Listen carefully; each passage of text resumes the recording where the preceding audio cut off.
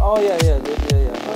Nothing replaces that feeling of getting in there. Yeah, I know a few personal shoppers as well, so if I need something special, I will text. This is crazy actually. This is.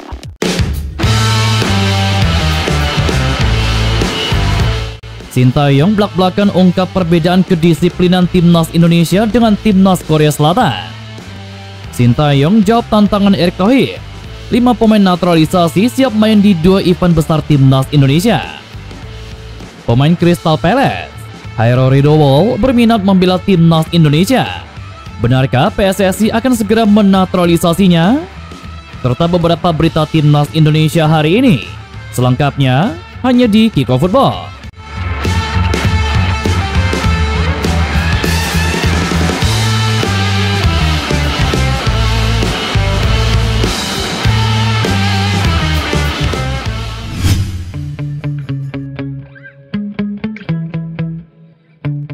Pelatih timnas Indonesia Sintayong membeberkan perbedaan kedisiplinan pesepak bola tanah air dengan di negaranya Korea Selatan.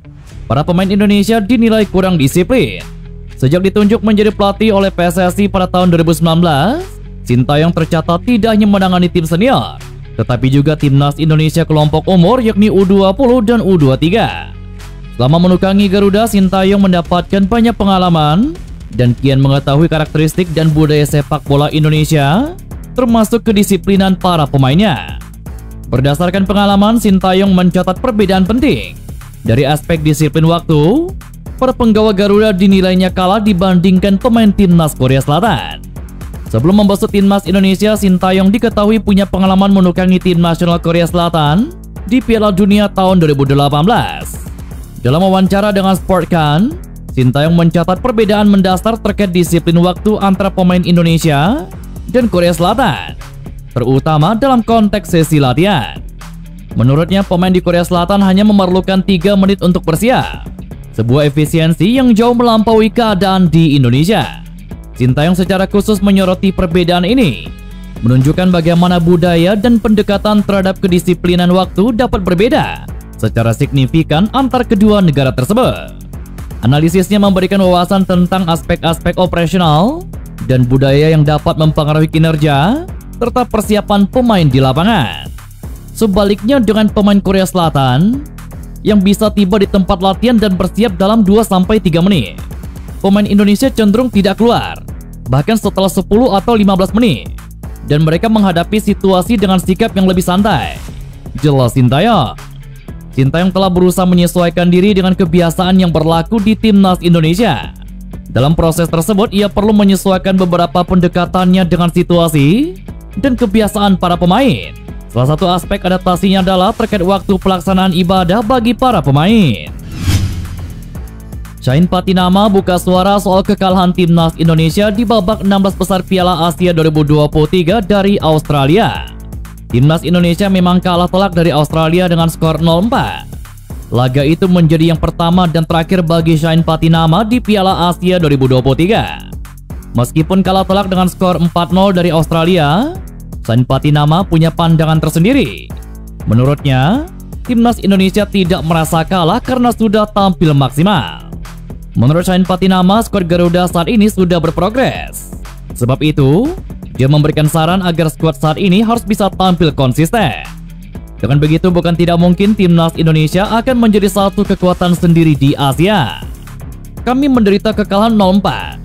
Akan tetapi kami tidak merasa kalah, karena kami bermain sangat positif dengan hasil ini. Timnas Indonesia dengan tim ini sangat bagus. Andai terus konsisten dengan permainan, kami bisa terus melangkah lebih jauh mulai dari sekarang. Jelas Shain Patinama.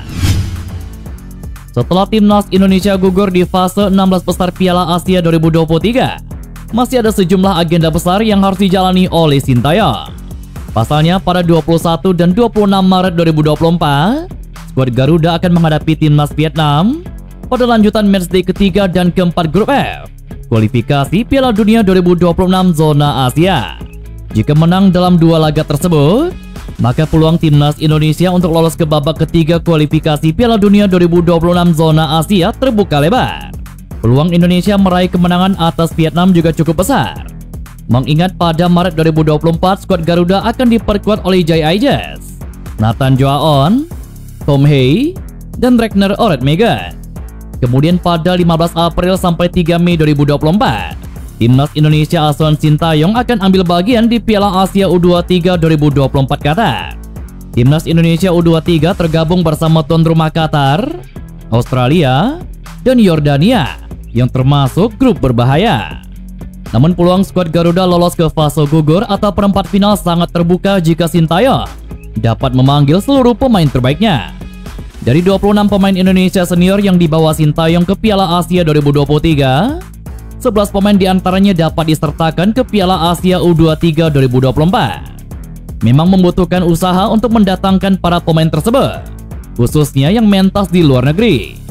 Sebab Piala Asia U23 2024 tidak masuk dalam agenda FIFA, sehingga lobby-lobby harus dibuat PSSI kepada klub pemilik Marcelino Ferdinand dan kawan-kawan.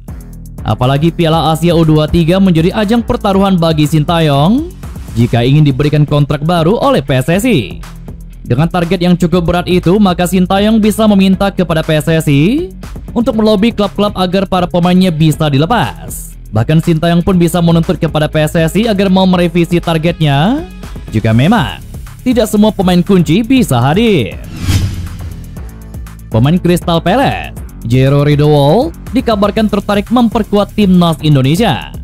Hal itu diketahui dalam unggahan yang dikeluarkan akun Instagram @pemainketurunan.id.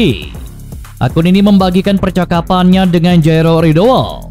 Dalam percakapan tersebut, Jero ditanya apakah tertarik membela timnas Indonesia. Secara singkat, Jero menjawab iya. Ketika ditanya apakah pernah dihubungi PSSI sebelumnya, pesepak bola 27 tahun itu mengatakan waktu yang akan berbicara. Selalu mungkin memperkuat timnas Indonesia. Waktu yang akan berbicara, tulis Jero Ridowol di akun Instagramnya dalam screen capture yang ditampilkan akun Instagram @pemainketurunan.id. Meskipun begitu, diambil atau tidaknya Jero Ridowol tergantung pelatih timnas Indonesia Sintayong.